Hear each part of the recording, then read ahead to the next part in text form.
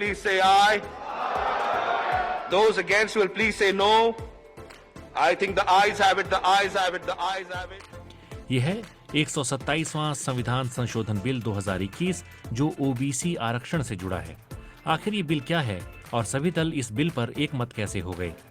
इन सवालों के जवाब इस वीडियो के जरिए आपको बताने की कोशिश करेंगे। सबसे पहले बात ओबीसी संविधान संशोधन बिल की। इस बिल के कानून बन जाने के बाद राज्य सरकारों को ओबीसी यानी अन्य पिछड़ा वर्ग की जातियों की लिस्ट अपने हिसाब से तय करने का अधिकार मिल जाएगा और मराठा आरक्षण जैसे मसलों पर राज्य सरकार फैसला लेने के लिए स्वतंत्र होगी। सवाल उठता है कि इस बिल की जरूरत पड़ी क्यों? दरअसल 127वें संविधान संशोधन बिल की जरूरत इसलिए पड़ी क्योंकि 2018 के पहले राज्य और केंद्र सरकार अपनी अपनी ओबीसी लिस्ट तैयार करते थे। 2018 में संविधान में 102वां संशोधन किया गया, जिसके बाद ओबीसी लिस्ट बनाने का अधिकार केवल केंद्र के पास रह गया। ऐसे में कुछ महीने पहले मराठा आरक्षण का मुद्दा जब सुप्रीम कोर्ट पहुंचा तो कोर्ट ने कहा कि ओबीसी लिस्ट तैयार करने का अधिकार राज्यों के पास नहीं है, लेकिन केंद्र को यह संशोधन बिल लाना पड़ा। अब ये बिल दोनों सदनों से पारित हो गया है, जिसके तहत केंद्र के साथ साथ राज्यों को भी अपनी ओबीसी सूची बनाने का अधिकार होगा। एक सवाल ये भी उठता है कि सभी पक्ष या विपक्षी दल भी इस बिल पर एक मत कैसे हो गए? देश के तमाम राज्यों में अलग अलग दलों की सरकारें हैं। इस बिल का फायदा राष्ट्रीय पार्टियों के साथ साथ क्षेत्रीय पार्टियों को भी अपने अपने हिसाब से उठाने का मौका मिलता है। इसके साथ ही माना जाता है कि देश में जाति आधारित सबसे बड़ा तबका ओबीसी वोटरों का है। इसलिए भी कोई दल इस बिल के विरोध में खड़ा नहीं हुआ। 2022 की शुरुआत में ही गोवा, मणिपुर, उत्तराखंड, पंजाब और उत्तर प्रदेश में विधानसभा चुनाव होने हैं और इस विधेयक के सर्वसम्मति से पारित होने का मतलब यही निकल रहा है कि कोई भी राजनीतिक पार्टी ओबीसी श्रेणी के मतदाताओं को नाराज नहीं करना चाहती। केंद्र सरकार के अनुसार इस बिल का सीधा फायदा देश की कुल 671 जातियों को मिलेगा।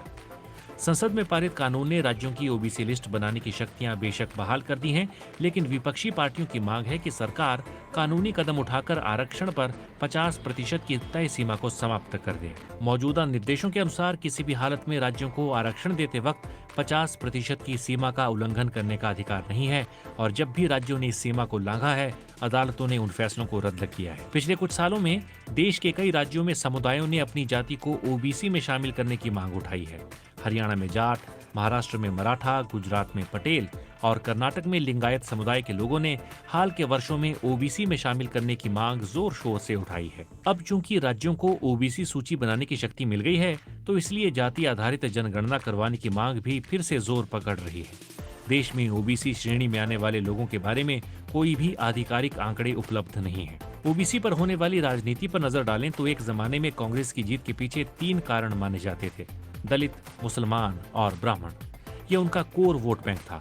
जब तक ये कांग्रेस के साथ थे तब तक कांग्रेस राज करती रही, लेकिन जैसे ही ये कोर वोट बैंक छिटका, कांग्रेस सत्ता से बाहर हो गई। कर्नाटक, आंध्र प्रदेश, छत्तीसगढ़, मध्य प्रदेश, राजस्थान जैसे राज्यों में कांग्रेस के पास ओबीसी वोट बैंक है। बिहार और उत्तर प्रदेश में उनके पास ओबीसी वोट नहीं है। एक अनुमान के मुताबिक देश में ओबीसी की कुल आबादी 45 से 48% है। वहीं सत्ता पर काबिज बीजेपी की बात करें तो साल 2009 से पहले बीजेपी के पास 20-22% ओबीसी वोटर थे। साल 2014 में ये बढ़कर 33 से 34% हो गए और साल 2019 में ये और ज्यादा बढ़कर 44% हो गए। हाल ही में केंद्रीय मंत्रिमंडल के विस्तार के बाद मोदी सरकार में अब 27 मंत्री ओबीसी श्रेणी के हैं। इनमें से 5 कैबिनेट मंत्री हैं। बीजेपी इस बात को पूरी तरह भुनाने की तैयारी में है। उत्तर प्रदेश की बात करें तो वहां ओबीसी वोट 45% हैं, जिनमें से यादव 10% के आसपास हैं। यही वजह है कि समाजवादी पार्टी भी इस बिल के समर्थन में खड़ी रही। कुल मिलाकर देखें तो इस जातिगत राजनीति के चलते इस बिल पर कोई भी पार्टी विरोध का स्वर अपनाती नहीं दिखी और सदन में आम सहमति का बेहद दुर्लभ नजारा देखने को मिला।